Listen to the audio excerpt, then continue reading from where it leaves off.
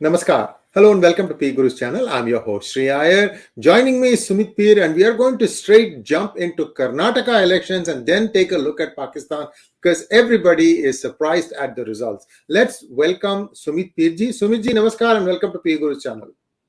Sree sir, namaskar, pranam, sadhuva to all, vanakkam to all. Thank you very much for the invitation. Always a pleasure. Thank you, Sumit ji. Sumit ji, I'm sorry. I yield the floor to you. You have had a look at what happened in Karnataka, the only state where BJP was in power. Some mistakes obviously happened. How do you see it? Because I already weighed in my opinion. I'd like you to share your thoughts. Right. So thanks for the opportunity, Sree sir. A lot of things. I have been in a couple of TV debates since morning, and I can give you the synopsis. There are 7 or 8 points which have been important here. I mean, you can't admit that there is not a mess up from the BJP side. There is a mess up. Nobody can deny that. And Congress has a sizable victory. So, and congratulations for the sizable victory. We are not even denying that. What are the things? First and the most important thing, I have 8 or 10 points to make. First of the important thing, Sree sir, is none of the exit polls or 90% of them did not predict this number. They predicted a hung house or a aas-paas ki fight where we are nowhere and the JDS will be the kingmaker. Right? That is, most of them looked at.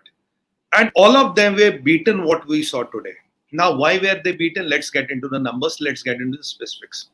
The first and the most important thing what I could analyze is based on the media reports and based on doing a lot of TV debates and all. The first and the most important thing is in BJP, you have a concept of Panna Pramukh. Panna Pramukh is, one Panna. Panna means vote. Panna means a page. So in page, there are around 100 names. That is electoral list. For a constituency, for a town, there are these panna. So every panna has 100 names. So at a panna level, there's a panna pramukh assigned. That means this person is supposed to cater to these 100 names, be in touch with them, talk to them, make sure they have the voter card, make sure their voter card is linked to Aadhaar, make sure everything with them is right. Then it goes to the booth level. Now every booth has an in charge who gives a number, how many people are expected to vote, how many votes have been polled, how many are we supposed to get. So this information gets collated. And then there are internal and external agencies who do the survey, who call up people and try to collate this information. Now, as per the information collated, it looked like the election was in favor of BJP. Now, if that is the seat, if this is the number which we are getting, and the numbers what were predicted are different, the numbers of exit polls predicted are different, that means something went wrong. I'm saying with a lot of responsibility, went wrong at the Panna Pramukh level or something went wrong at the booth level. The numbers did not quantify to the claims. I would leave it at that. The numbers did not quantify to the claim. Why? Who did it? Why did it happen? Was it a mistake? Was it deliberate? Was it something else? That a kind of complete introspective needs to be done at this level. Point number 1. Point number 2 is, Sree sir, the Lingayat vote has swung favorably in favor of Congress. I mean, there's no denying, and Lingayats control around 120 seats. It has swung favorably in favor of Congress. So now a lot of people ask me, Mr. Shettar leaving, has it impacted? Mr. Shettar has lost the elections. So it has not impacted much, but there was some dissonance, so it was favorably disposed to Congress. Point number 3, which is very important point, is Mr. Bommai said, I take the responsibility, we started late. Now the logical question is, Mr. Bommai, why did you start late? You're all the time in the world. Who were, holding you back? Aapki sarkar thi. You were in government. What stopped you back? That's point number 3. Point number 4, which is very interesting. Now, let's go into specific into numbers, break them into logics. BJP vote share 38.9% intact. So there is not a miss from the BJP vote share. There's not an addition to the BJP vote share. But there is a 5% addition to the Congress's vote share. Now, if you go deep, where does this vote share come from? This vote share comes from JDS. So the debacle of JDS has been the gain of Congress. And Congress, Sree sir, exactly loses 5% vote share. And JDS exactly loses 5% vote share. And Congress gets exactly 5% vote share. Whatever you lose, I gain. Go into specifics. Where did they lose? How did they lose? This old Mysore area and this Bombay, Bangalore area. This is essentially minority-dominated areas. Traditionally, minorities have been voting JDS and Congress. Now, this time around, the minorities have very carefully voted en masse Congress.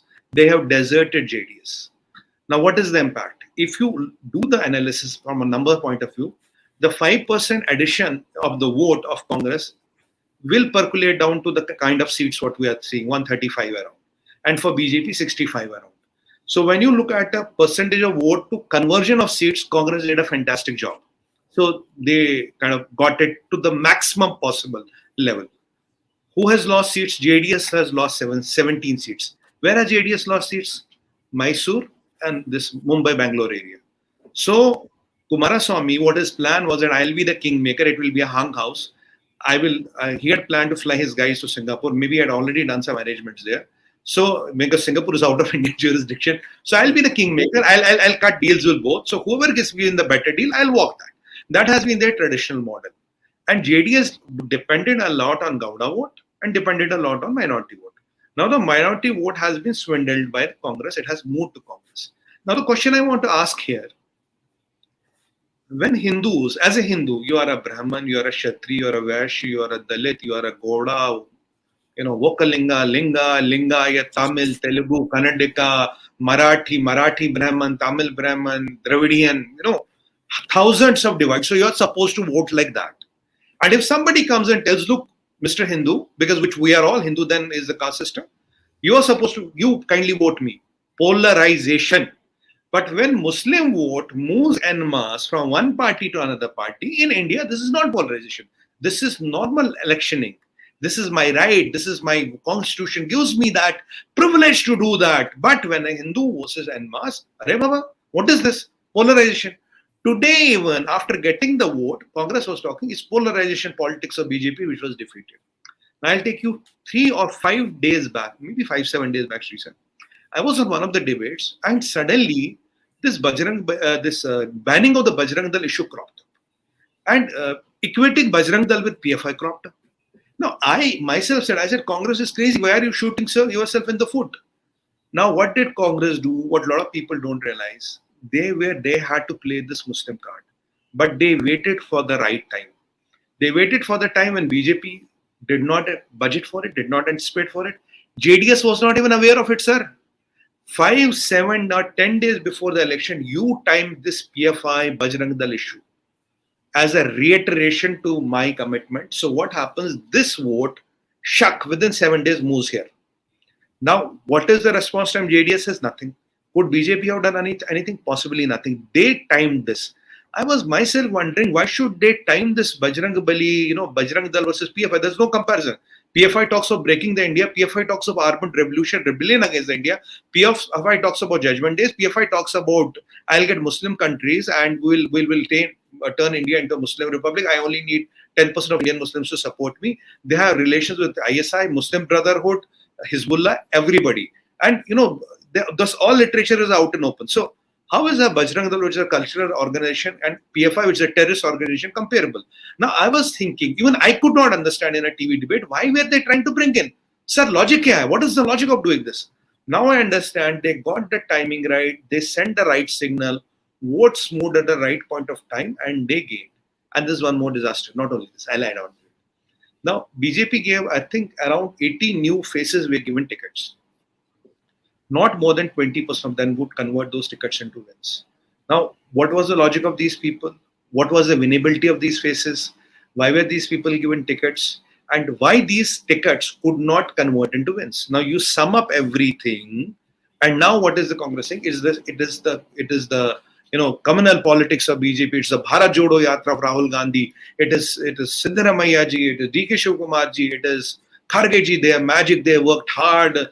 Mr. Surjewala was there, Sonia ji went for campaigning. That is how they worked. But if you get into the nitty-gritties and if you break the logics, like you break algorithm, you will understand this is how exactly this happened and this is how exactly they played the card. That is why the things like Tipu Jayanti came. That is why the things like Tipu Sultan is a freedom fighter came. That is why they said we'll celebrate again Tipu Jayanti. Now, we were wondering why should Congress do it?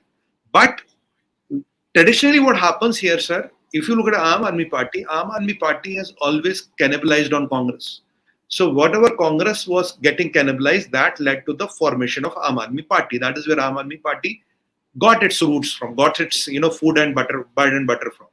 Now this time around, Congress did two things. It copied Aam Aadmi's model. They cannibalized JDS, In fact, Mr. Kumaraswamy's son lost from a safe seat. You can imagine the kind of miscalculation or the political miscalculation of JDS was. One. Second, they also copied one thing from Aam Aadmi Party, that is the so-called that guarantee card. We issue a guarantee card, we'll do this, we'll do this. That guarantee card is a typical Aam Aadmi Party stunt. So Congress copied it. But all said and done, Congress could pull it along. And at this kind of a vote share, we're expecting BJP to settle somewhere around 65, 70. And that is where they settled. The highest Congress could go, it has gone. But if you look, unfortunately, the difference is double. 65 to 135, the difference is almost double. So these are the things where an introspective needs to be done.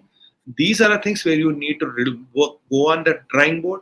And these are the things what you really need to plan your strategies around, because 24 is around the corner. Though assembly elections and national elections work in a different algorithm altogether. But there are some serious learnings which I could sum up into 7, 8, sequential points with logic. Why did this happen? Why did all exit polls go? Now, nobody in the exit poll would know that what is the game plan.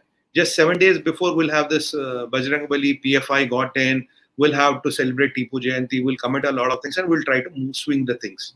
So the only question which I'm asking since morning is, what is the definition of polarization in India? Hindus voting en masse is not their electoral right, it's polarizations. Muslims voting en masse is their electoral right. So in English dictionary or in our constitution, in our IPC, then we should have a situational different definition of polarization. Polarization will depend then on community, polarization will depend on state, polarization will depend on what suits me, right? Because this kind of thing is getting really, really absurd. But at the end of the day, whoever wins the election is a winner. It doesn't matter how do you win or what do you win. Congress has won, Mr. Shivkumar has won, Siddaramaiah ji has won, and Congress is all happy about it. Now they're saying we'll replicate this model.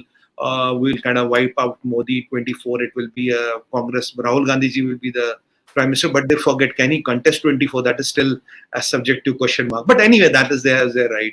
And Kejriwal ji even wants to become a Prime Minister. Mamta Didi wants to become a Prime Minister. So there are a lot of Prime Ministers here in India, maybe around a dozen of them. And I once sat on a debate. You look today, it is very difficult unless until you come up with a change in the constitution wherein every month there could be a new Prime Minister. So 1 month Didi, 1 month Kejriwal ji, 1 month Rahul ji, 1 month Akhilesh ji, 1 month the Yadavs of UP. So like that, you could have this arrangement wherein every month we can have a different Prime Minister. But to the best of my knowledge, so far Constitution doesn't allow it unless until you have the plans of amending the Constitution and getting it approved. But on the serious note, there's a lot of introspective which needs to be done. There's a lot of things which Karnataka has done. I would say it's a blessing in the disguise, because before 2024, this is a kind of a call which has shattered you, which will compel you to do an introspective, which will compel you to go back to the drawing board, talk to the Karyakarta, understand where did we go wrong, how did we go wrong, how could Congress pull such a quick thing, and nobody seems to know. Even what I'm baffled, Sree sir, is that JDS doesn't even seem to know what happened to them.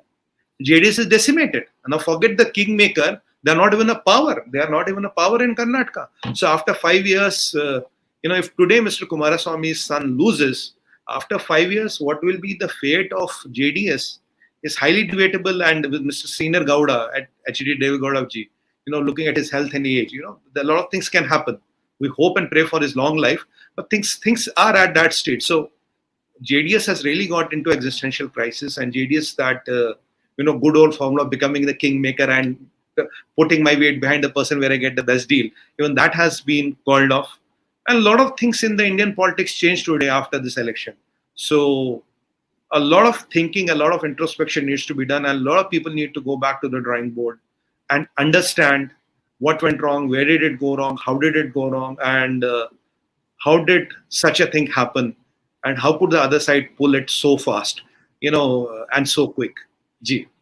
Yes, indeed. And Congress is good at winning elections. We have to tip our hat to that. And there was a feeling in the last 3 weeks that JDS was losing ground and BJP was thinking that it was gaining ground. Unfortunately for BJP, that calculus went wrong, because that en masse, it moved to Congress.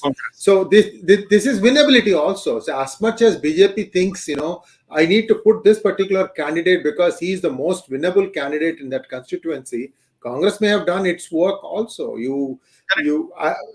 So there are things there. Plus, you look at Mr. Bommai, he doesn't exude any charm.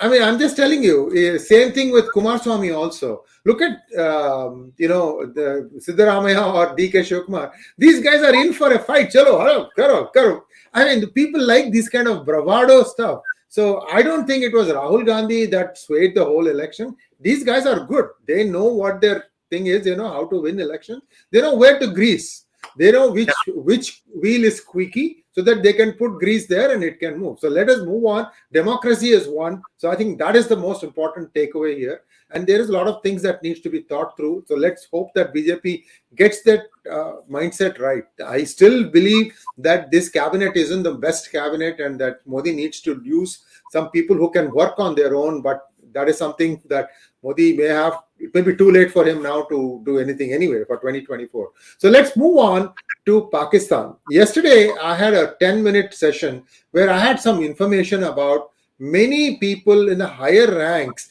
being dismissed because they refused to shoot at their own people. Sumitji, tell us a little bit about what happened, because Imran Khan got bail, but he was not allowed to leave the High Court for 2 to 3 hours. Then he gave an interview from inside the court, and then they sort of let him out. So what exactly is going on right now is two questions. Is Asif Munir back in Pakistan, or is he still outside? If he's still outside, then who's running the show? Okay, Sree sir, before we get into Pakistan, I have just one comment on the previous part we did. Now today, Mr. Gandhi will still say that democracy doesn't work in India because he went to Cambridge and said democracy India mein khatre mein, it's not working. Now the Europe and the Western power should intervene. So now today I believe the EVMs are working. Today I believe the VVPAT is working. Today I believe the Election Commission of India is working.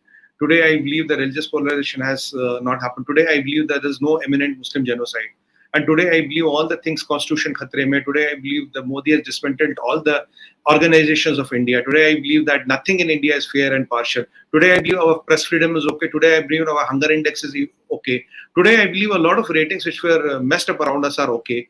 So what is something is okay, because it cannot be that when you win an election, Mr. Gandhi, everything is okay and everything is hunky dory, and when you lose an election, okay, this one, that one, that everything is wrong, everything is messed up, everything is compromised, and this country is falling apart and all. So these are my 2 cents. I wanted to talk to Mr. Gandhi and some of his guys. I know some of his guys will watch this show. So that I asked them even on the TV, boss, kindly clarify on this. Would you still go to Cambridge and say, democracy in India is in danger? Now, if democracy in India is in danger, how could you defeat Modi in Karnataka? That is the question I want. How could you defeat Modi in Himachal Pradesh? That is the question I want to ask. Or maybe Modi leaves a few states, okay, just to make sure the democracy looks good. Well, that is not Modi. But so let's come to the Pakistan. Yes, now, sir, yes. Sree said, few interesting things have happened in Pakistan. The first thing is, which is more baffling, is that there have been reports of conflicts between rangers and people of Pakistan, which includes gunfire. So gunfire has been exchanged in various places. How many people are dead? We don't know, but as per reports, a lot of people have died. Point number 2, there's a video out which I talked after last show also, that this Dirty Harry telling the SP, "Bhai maro, kill a few." Right, so right. That is also now clear. There's intuitions to kill people.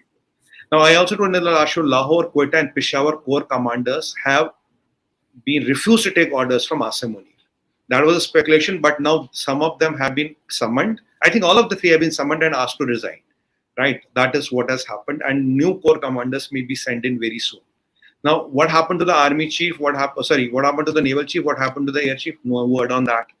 Now, some brigadiers and some junior ranking officers also revolted. We reported that. Now, what I know, more than 1,000, some people claim few thousand army officers have been arrested. There is a counterintelligence unit called 408 which does this work. And maybe 100 plus of their wives, 1,000 army officers and 100 plus of their wives have been also arrested, because these wives were seen kind of supporting Imran Khan on social media, or these wives were seen kind of with the protesters. So the Pakistan army is cracking down on its own. Why could Imran Khan walk out? Because Where is Asim Munir? Some people say he's in Pakistan. Some people say he's still not in Pakistan. Shamshad Mirza, is he walking the talk? Because 111 Brigade could not be moved without his consent. But somehow my feeling is, my understanding of the situation is Nandi Manjuma is silent, Dirty Harry is silent, Shamshad Mir has not spoken anything. We don't know where Asim Munir is. So there are visible divisions in the army after this Quetta, Lahore and Peshawar Corps Commander episode is now out in the open. After army kind of arresting its own people, after for the first time in the history of Pakistan, army arresting the wives of its officers, wives. I mean, that is a bit too much, but that is what it is done. Where they have been taken, what happened to them, we don't know. Again, chartered flights are leaving Pakistan. Who is in these flights? We don't know. Ukrainian plane has left Pakistan. Did it leave empty or did somebody else go to Ukraine? We have no idea. Now, what did they try to do with Imran Khan? When Imran Khan got the bail in the High Court, first they said, okay, you cannot leave. You have to be here. In the morning, we'll go take you to the High Court. If you remember, when they was taken to the High Court, two things came up. First, both the gates of High Court were guarded by rangers. Okay, we'll let you go, we'll let you go, we'll let you go. But they were not letting him go. Then we came to know that the police is coming to arrest Imran Khan. Then in the meantime, we came to know that Imran Khan has got bail in all the cases. And I think up to 15th of May, he cannot be arrested again for any case. So I think the plan was to arrest him again. Okay, this case you got a bail, now we'll arrest you in this case. Now they tried to hold back Imran Khan. I think when Imran made a lot of ruckus, the IG police came and told him, sir, look, we don't have ijazat or the permission to leave you. But then Imran issued that video. The moment that video was issued, the ruckus started breaking loose, the hell started breaking loose. His supporters started attacking the government property, including that Askari Tower. Askari Tower is where there are a lot of MNCs and all. It's owned by the army. So they set fire to that. They attacked a cantonment. They attacked a container full of supplies. A lot of hell started breaking loose. So then suddenly Imran Khan was released. Now, where is Imran Khan now? Imran Khan has reached Lahore. In Lahore, Karachi to Lahore is a 4 hours motorway drive. So maybe for these people, because they get protocol and all, maybe 3.5 hours. Now, where is Imran Khan currently? He is in Zaman Park residence of Lahore. This part of it is confirmed. He has reached Zaman Park. Now, what is Imran up to? Imran had said that today at 4 o'clock he will address the nation, but to best of my knowledge, that address did not happen. When is he going to address the nation? We don't know. There is one more catch to it. Now, as per the Supreme Court directive, Sree sir, the elections have to be held on 14th, by 14th. Not tomorrow. Punjab elections. Yeah. Have to be held by 14th. Not tomorrow is 14th. Now, we know elections are not happening. So, Supreme Court had directed the head of parliament. Now, who is head of parliament? Shehbaz Sharif. Correct? So, Mr. Sharif, you are supposed to conduct elections on 14th. And Imran Khan had given the dhamki, he had warned them, look, if by 14th or 15th elections are not conducted, the hell will break loose. So, tomorrow, will the, and I have one interesting thing to share with you. Now, will this Umar what is his name? Umar Atta Batiyal, the Chief Justice of Pakistan, will he summon Sharif? Even on this ground, he can dismiss the Sharif government as per the Constitution of Pakistan. Yes. Because I told you to do, you did not do, so I am dismissing your government. Contempt of court. What? Yeah. Contempt of court.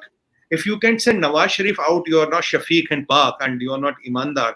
We're sending out because you are not taking money from the country. He said, I'm taking money from my son. My son is a rich businessman. No, that is not taken. You are sending you out. Now, will Sharif be dismissed tomorrow? We don't know. Now, I have told you in the last episode that there is 3 people here. Sharifs, which Zardaris, of course, Imran and Asim Munir. All the 3 cannot survive. Somebody has to go. Will something happen to Imran Khan? Everything is possible, sir. It is Pakistan. They have a good track record of killing their prime ministers. No prime minister has survived. And their hitting range is quite good. They can get rid of them anytime. They can put a bomb. They can poison. Anything can happen. And Imran knows about it. Point number 3.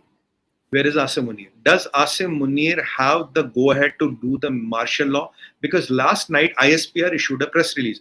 Oh, we don't believe in martial law and all. We believe in democracy. I mean, it's like, how to say? It's like the swan calling it black or whatever you say in English. So, ISPR talking about we believe in democracy. I mean, it's an oxymoron in itself. So, that means either Americans are not agreeing to it. They don't have the green light from the White House for the martial law.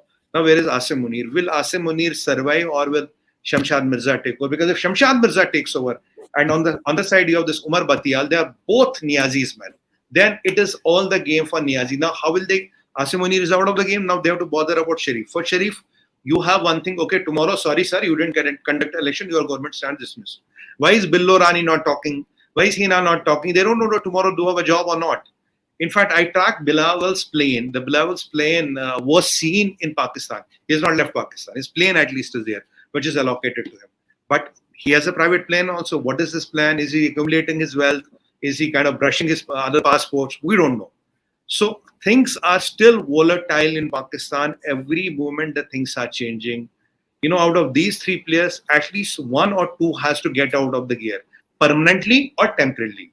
Now, again, I would always say that the breakup of Pakistan, I said on your show also, sir, the breakup of Pakistan is imminent. Will it be with bloodshed or without bloodshed? Because Imran Khan does not have a lot of time. If they remove Bandiyal tomorrow, for example, Prime Minister of Pakistan and President of Pakistan they can put a gun on Alvi's head and tell him, remove Bandiyal. If Bandiyal is removed and they get a next person who is their man, then Imran Khan gets into trouble. So before Bandiyal gets removed or before something happens to Bandiyal, he has to act. Now he has to act. There's a 14 deadline. So it's a cat and mouse game. Who wins first? Who blinks first? Where is Asim Munir? And in what is very baffling is this. What is his name? Nadeem Anjum. No, Nadeem Anjum. Yeah. ISI. He's not uttering a word. He's not seen. Which side does the ISI go? Because remember, ISI is an independent organization. It doesn't come under army. So if ISI moves with Niazi, then it's checkmate. Then you have Bandiyal with Niazi, you have ISI with Niazi, you have the second in command with Niazi, and you have the Niazi himself. And you have Youth-Yaz. So Youth-Yaz is a very powerful and a big mass of people what we are talking here. Now, then Youth-Yaz. It's a new innovation, sir. What they have invented. And everybody in Pakistan calls them Youth-Yaz. So now we have a deadly combo here. Now Pakistan has to pay, I think, $4.5 billion by this month end. And IMF has told them to arrange $8.1 billion. So IMF is not giving them money. Where will the next money come from? Now, in the present situation, the essential commodity stocks are going down. Business is closing. 95% of the Pakistanis might go out of the job. Now, inflation, I checked last, was 48%. So when you cross 45%, it's hyperinflation. So Pakistan, congratulations to all of you. You are already in hyperinflation, which cannot be reversed. That is economics. That's not my assessment. This is economics. I didn't invent economics. So this is the kind of position there. And everybody is fighting for his life, for his riches and existential crisis. And somebody even told me I have two interesting things more to tell. I told him, how did Imran Khan come out? I was joking with somebody. Bhai, kya hua? What happened? What is the real reason? He said, you don't know? Yeah, of course I don't know. Bushra Bibi. I said, Bushra Bibi? Where she was burning these black goats and black chickens. I mean, this jadoo tona, what you call the black magic. You have to burn these black animals alive.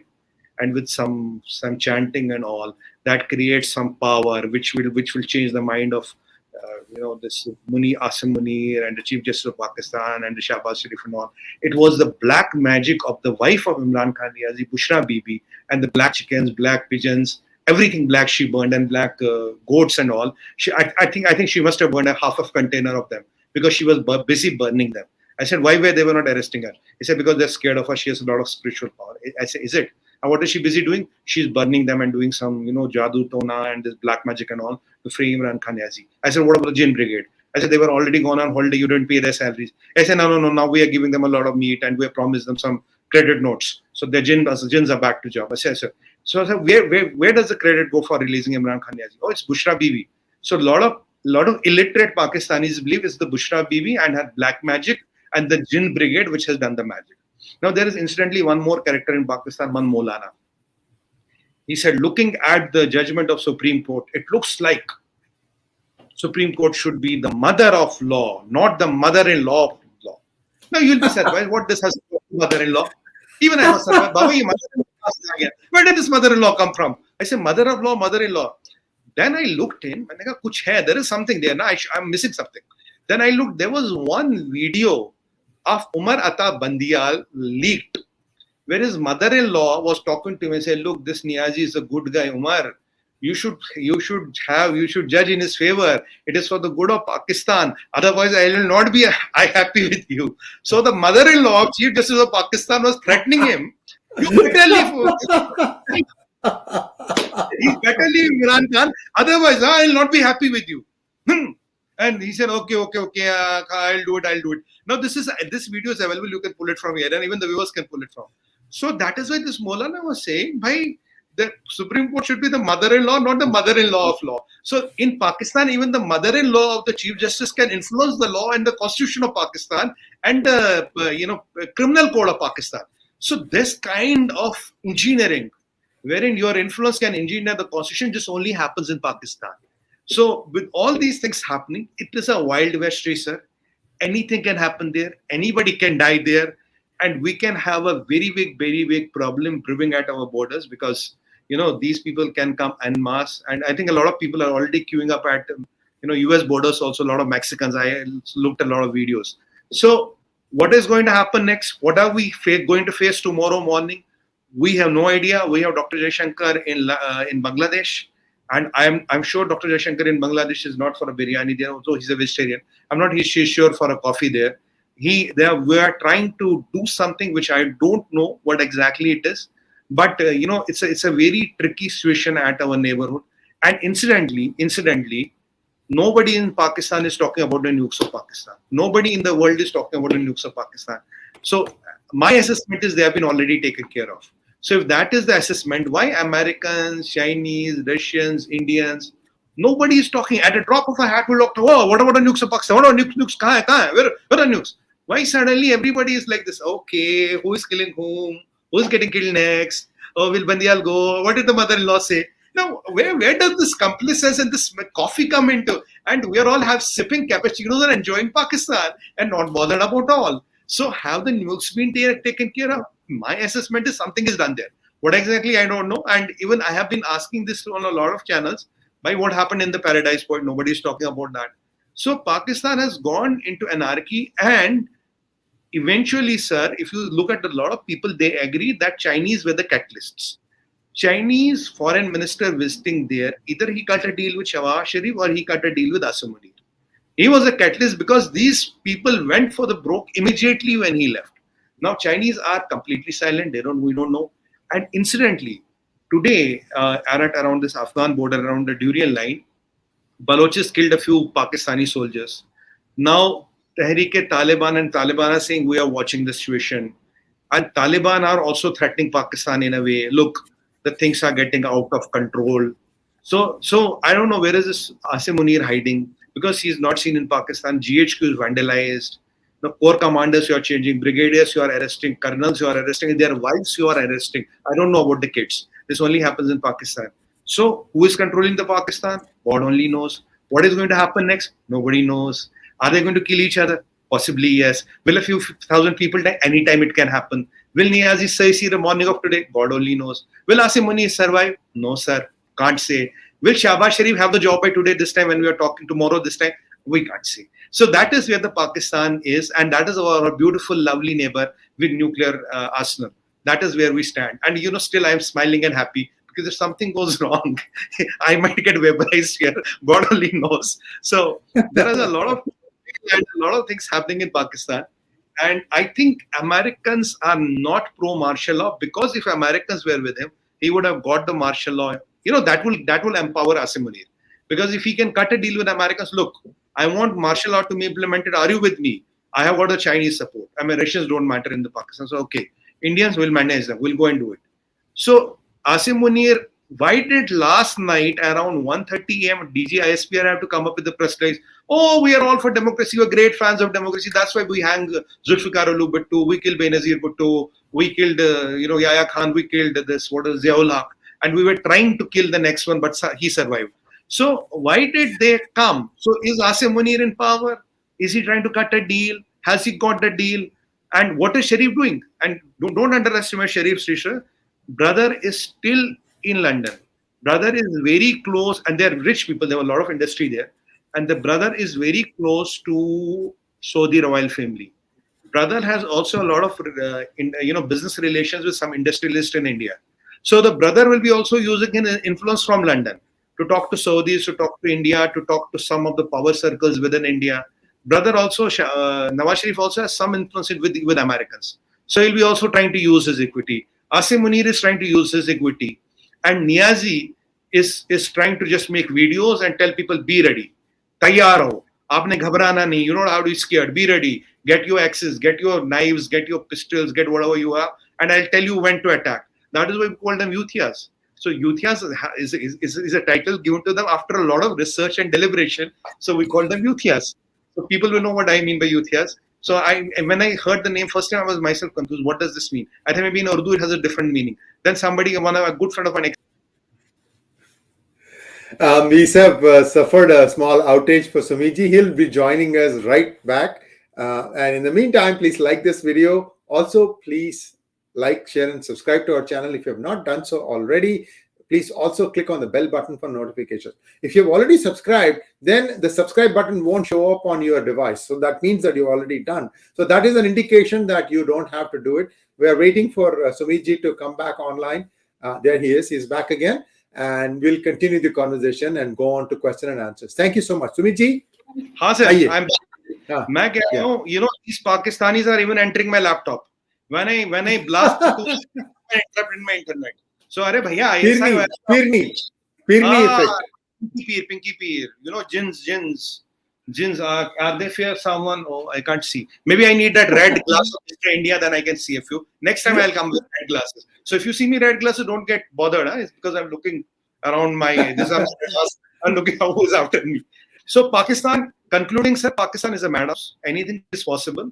And the only thing we can hope and pray, the shit doesn't hit the fan. We can hope and pray that it happens. But it can.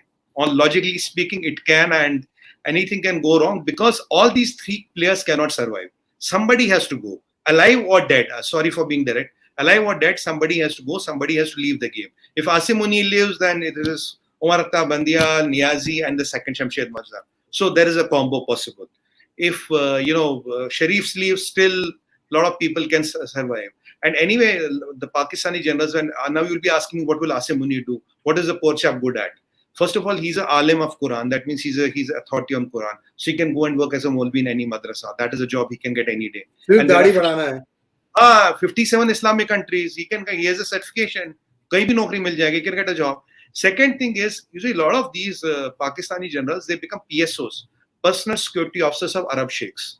Like, what was his name? I forgot his name. There was one of the Pakistani generals. Kayani. The guy with the mustache wala. So he went there and he is a PSO of Arab sheikhs. When his wife goes out for shopping, he makes sure the door is properly opened and there are a lot of people. And even they went to these Saudis, we said, Asim Munir offered them, you give me some, I think $4 billion or $450 million.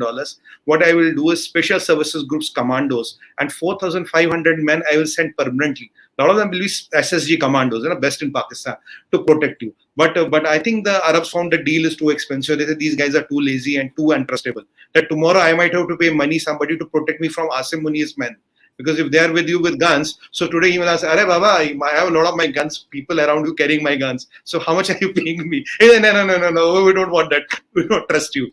So this is the madhouse what Pakistan is. So Asim Munir can become a PSO like his predecessor and they can run the security arrangements. And there are a lot of rich people in the world who need experienced PSOs. So there is a job, there is a possibility. So there's no dearth of talent in Pakistan and generals can find a job. And this man is multi-talented. And he's the alim of Quran, and he's also can do a PSO's job. And whatnot. And worst case, when they become generals, they also learn how to sell. Because most of the time they're calling people, look, I'm calling from Pakistan, inshallah, good morning, namaskar. Can I have some money, please? Because we are doing this, we're going to liberate Kashmir, we're going to liberate this, we're going to liberate, we have the Islamic bomb, we have this. So once you do so much of selling and pitching, so at the end of the day, you can end up as a salesman at, let's say, McDonald's or, this, what do you call this full whatever food chain. Pizza Hut bhi chalega, Pizza Hut and all. So there are a lot of jobs you can do. At least in the food chains, you can definitely do and sell those baby nappies and all. So there's a lot of talent Pakistan has got.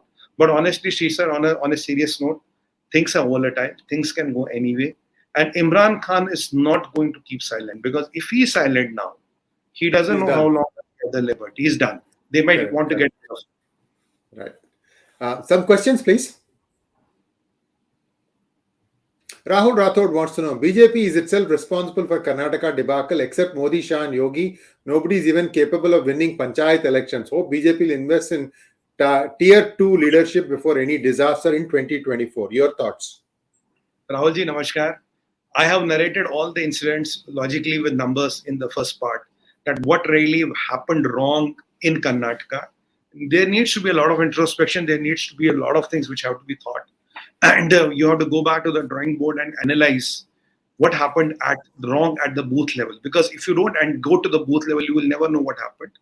And, if I can be direct here, I will be. You see, Congress pulled a quick one. This movement from JDS to Congress was not anticipated by JDS, was not banked by BJP. Even I myself could not see it when they brought up this Bajrangbali and PFI and all that. I said, why should Congress do it? It's an advantage to BJP. But today I am realizing after 7 days, what have they done with this? So, but at the end of the day, after every election, there's a learning. And when it comes to suggestions, when it comes to improvement is a 360-degree process. And if you look at a 360-degree level, you will be able to do a holistic improvement, not a knee-jerk reaction. Next one, please. Chaitanya Takle wants to know, is Qatar also funding Pakistan? Chaitanya ji, namaskar. Sir, Qatar has a notorious reputation of funding almost all the terrorist organizations in the world. And Pakistan being the epicenter of terror, why Pakistan should be an exception? And Pakistan is the one, you don't have to fund them, they will look for you. They will find you for fund. So you don't have to fund them, they will find you to fund them. So they will look to you, they will reach you, they will say, Sir, hame paisa de do, sir, give us money, we are going to do this, we are going to do this. And let me tell you something about Qatar, which is important. Maybe I have told this before. Qatar has only a population of 3 million. The natural gas reserves of Qatar are 74% of the total natural gas. Per capita income is highest. Qatar's GDP is around 330 or 350 billion. It's not a very powerful economy, but the population is less. They hold a lot of natural gas of the world. That is why you see their GDP now highest in the world. So a lot of people are under this illusion and delusion. Qatar is a very, very powerful economy and Qatar is this, Qatar is that. It is nothing like that unless and until the world needs natural gas. Qatar is in the game, and especially after the Ukraine-Russian war. The things have changed because the natural gas and all have become a bit scarce. So Qatar has become an important player. And Qatar, and by the way, Asim Munir had also gone to Qatar. Yes. Next question, please. Srinivasan OMHV. Did Amit Shah grossly miss on the strategy, he being widely known as Chanakya? Namaskaram, sir. You see, when it comes to a party of the size of BJP, there is a sizable delegation you have to do in due course of time. It cannot be a few people-centric party. So when you do delegation, you leave a lot of decision-making, a lot of strategic decision-making to a lot of people on the ground. So at times, these decisions can go wrong. These things can go wrong. By the way, Amit Shah ji was not managing Karnataka. There were different set of people who were in charge for Karnataka. That's a different discussion for some other day. But if I'm sure if it was Mr. Amit Shah directly managing it, you would have seen a different result. As I know and understand the man, the result would be completely different. He leaves nothing to chance. Rajguru is right. It was Rahil Sharif who was the PSO, not Kayani. Sorry about that. One of Rahul the guys. Rahul Adapa wants to know, is this a moment Pakistan is going to break up into smaller countries? Rahul ji, namaskar. I had predicted that Pakistan is going to break in 2019, sir. The Sree Ganesha has happened. The work is in progress. 4 or 5 countries, we don't know. It will 101% break. And I can tell you before December, this will happen. December of this year, not next year. December of this year, this will happen. Because there are groups within the Pakistan who wanted to break. There are groups within the people who wanted to break. And I made a point in the last, my interaction with you people, that how will a father fire on a son? How will a son fire on a father? Because where the maximum unrest is, that is Lahore, that is Punjab, right? Punjab police, Punjab army is 95% Sunni Muslim. And the people who are again protesting are Sunni Muslims. So how will one Sunni Muslim father kill a son or son kill a father? If you go to KPK, that is the story. So that is why Pakistan's army for the first time is so helpless, They are so seen so powerless that a Niazi can dance them to tips. They tried to pull a quick one in yesterday in the court, but they realized the gravity of the situation. The police and the armies, their own guys might turn around them. It might become a French Revolution. And so that is why they chickened out. That is why you don't know where exactly Asim is. That is why you don't hear about Nadim Anjum. That is why, even the 111 brigade was moved out, nothing could be done. That is why they have started arresting their own kind and their wives. So it is the country is going to break up. Economically, Pakistan cannot survive. Nobody is able to invest a nickel. Mind my words, sir. Nobody is ready to invest a nickel in Pakistan unless and until army is in its stature what it used to be, let's say 6 months back. If army doesn't control the shots, why do anybody need Pakistan to do what? What is in Pakistan? 100% liability, 100% loss. The only thing is you had one army in the world which could be used as a militia, which could be used as mercenaries. And they always say in Urdu, "Humne dehshatgardi ki jang ladi." That means we have fought the wars of terrorism. But they never tell you for whom did you fight. For yourself. Who paid you the money? So whoever pays money, they will go and fight his war. That is the USP of Pakistan army. Even you can hire them if you have that money. They will come and fight your war. There's no problem there. Next question, please. Steel Plant Babai wants to know, when the shit hits the fan in Pakistan, is India looking at a refugee migrant crisis on the western border? Namaskar, sir. Honestly, that is exactly what we call when shit hits the fan. If a few thousand people die and if the guns get out of control and these RPGs and the grenades and all start dominating the streets of Pakistan, for the first people who are vulnerable are the minorities of Pakistan, because they will be slaughtered just for nothing, And these you'll take the frustration out of them. Yeah. They will take the frustration on them. Because being a Hindu, Christian, or even a Ahmadiyya or Bohra or a Shia in Pakistan is a curse. So that is the reality of life we live in. Secondly, they might play a trick. They may send a lot of people to Indian border to put pressure on India. Thirdly, this might be a way to infiltrate India. So we might be looking at an imminent refugee crisis. There is a possibility. I will not deny it. As far as I know, I think we have a plan to handle around 10 million people. These people of GBP or JK and maybe 5.5 million there and around 5 million minorities, which is essentially Hindu population. We might have a plan to handle there and rehabilitate them. But it can go much bigger. It can go much this. And God knows, they might use it as an opportunity to push people across. Because when it comes to Pakistan, anything is possible. Even what I'm fearing is they might do a small Kargil someday, somewhere. Because if they think the things are breaking apart and they're not able to hold their flock together. So what they say in management is to identify a common enemy. What is the common enemy? It is India. What is the unifying factor? Ghazwai Hind, Hindu hatred, Ghazi, Ghaznavi, Qatl, Kafir. These are the usual things which happen there. So a limited skirmish or a Kargil kind of attack on India is also possible. And this time around, sir, I fear it might come from sea. Because I have no intel on this, but it is my intuition, it might come from sea. So remember, and Indian Navy stands ready, Coast Guard stands ready, but India has a very vast sea line, and with a lot of fissions and fractures within our country, and we being a demographic, a demographic rainbow, I would not say a challenge, a demographic rainbow, things can be tough. We have vulnerabilities, we have weak holes, we are covered most of the time, but our enemy also knows us well. I hope and pray they are able to control the situation. We should not end up into a refugee crisis. Next question, please. Thank you, Aram. Jumlendra Modi's Muslim triptikaran failed miserably. 2% Muslims went to BJP. There's another alternate emerging for 2024. Ekam Sanatan Bharat Party. What do you think? Namaskar, sir. You see, in politics, evolution is the mother. Evolution is a process which kind of goes on. Nobody can stop evolution. So it is up to BJP or it's up to the others. How fast can they evolve or how fast can they deteriorate? If you can hold back to your fort, if you can hold back to your core values, you have a longer longevity. If you don't, nature and evolution will throw options. I know that, all, for example, all the options of Congress have come within the Congress. Go to P.A. Sangma, go to Sharad Pawar, go to Mamta Didi and come to Jyotiraditya Scindia, come to Himant Biswa Sarma, talk about Conrad Sangma's father, P.A. Sangma.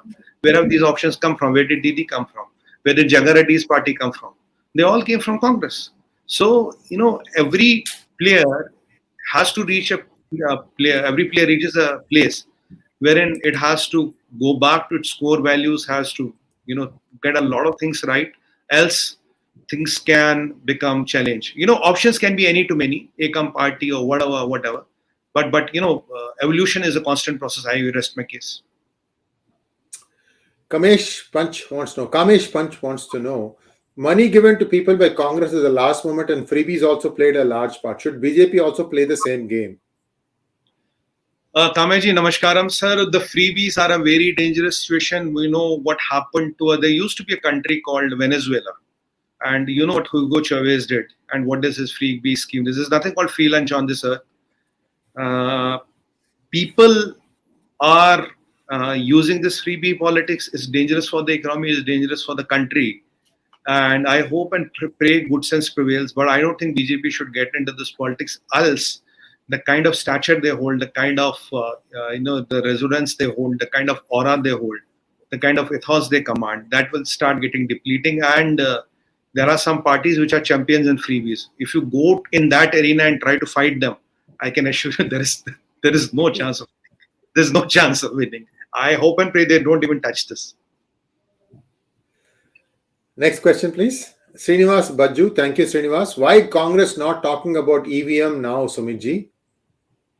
Sir, Srinivaji, that is what I was talking. I diverted a bit from the topic. I said no EVM, no VVPAT, no democracy, no constitution, no Muslim genocide, no election commission is corrupt, no organizations have been infiltrated, no NIA, ED, CIA, caged parrot. All these things have gone. When Mr. Rahul Gandhi ji wins, today it is his day. When he wins, then everything in India is fair, good, and it's the democracy which has prevailed. It's the will of people which has prevailed. It is the great democratic ethos of India which has prevailed. And when they lose, let me go to Cambridge. Mr. America, Mr. Europe, please come and intervene. Everything here is shambling. And I told you about not only that, press index, hunger index, this index, that index, infant mortality, human rights, democracy, everything here seems to be failing. Even today, I asked on a lot of channels, I'm repeating, sir, I don't know what is polarization, because when I look at it, and when Hindus voting en masse is called polarization, Hindu fascist, BJP, nationalism is a satire in our country. But when Muslims vote en masse, that is my electoral will. I can vote anybody I want. How does my religion matter? But as a Hindu, if I vote, Arey Baba, what is this polarization? So even the polarization needs to be redefined in this country, in the political spectrum, though everybody knows what is polarization. So it is but natural Rahul Gandhi ji will not talk. Today the democracy is doing well. It's the Muhurtam. It is when the planetary position changes, the position of democracy changes. It's like that. Today is his day. Sundar Ram Madhuri. I get the feeling BJP missed the bus the day they selected Mr. Bommai. He looked ineffective from day one. Do you agree? Madhuraji, namaskar. Sir, whenever a leader is selected, you look at all the possibilities, including the vote, caste, Lingayat, non-Lingayat, winnability, what is his governance model, what is his track record, has he a clean image and all. Based on that, the things are selected. But here, I would say that something went wrong at the booth level, something went wrong at the Panna level. Even, these exit polls could not get it right. They were all predicting around 90, 95, and 100, 410. So there was a possibility for hangouts. That is why Mr. Kumaraswamy was even booking hotels in Singapore. But now, incidentally, what has happened, I think somebody in the Congress played a smart card and played a card when it could not be countered. 5% vote share moving in a 3-party contest is a big thing. And this moving and not getting split and moving en masse, this mobilization of vote share from JDS to Congress did the trick, sir. And everybody to anybody could not see this. There's an issue, could not see this. Naveen Kotha, thank you so much. Did Owaisi pull out of Karnataka election? I would say Owaisi ji is very close to Sree sir. He can comment better on him. अच्छा ओवैसी भाई, क्या हो गया? आजकल नहीं आए खेलने को, नहीं आए मैच खेलने, नहीं आए आप? मैं तो सुन रहा हूँ, ऐसे ही सुन रहा हूँ कि मैं आप मैच को खेलने को ही नहीं गए, तो इसीलिए हार गए कहते बीजेपी। अब क्या होने वाला है किसको पता? आप किसके बी टीम बनने वाले हैं तेलंगाना में? आप केसीआर के पार्टी को बी टीम बनेंगे या नहीं तो बीजेपी के पार्टी को बी टीम बनेंगे? और अब कैसा फैसला करेंगे? इसको भी बी टीम, उसको भी बी टीम, तो किसके साथ खेलेंगे भाई आप? अच्छा, दोनों से बैटिंग करेंगे, इसकी बैटिंग में भी करो, उसकी बैटिंग में भी करो। अरे पूरा पूरा कंफ्यूजन है भाई, थोड़ा समझा दो हमको क्या करने वाले हैं आप। Thank you, I rest my case. You could said it beautifully. I could not have done it. Bhimaya AM wants to know, will BJP at least now plan to develop next level leaders? So what I can tell you, Namaskar sir, after every election when there is the result looks like this, you have to do changes. Change is imminent, and which involves leaders, which involves tactics, which involves strategy, which involves approach, which it involves go-to-election strategy, which involves booth management, which involves a lot of things. And what I've been advocating earlier, 360-degree change will deliver.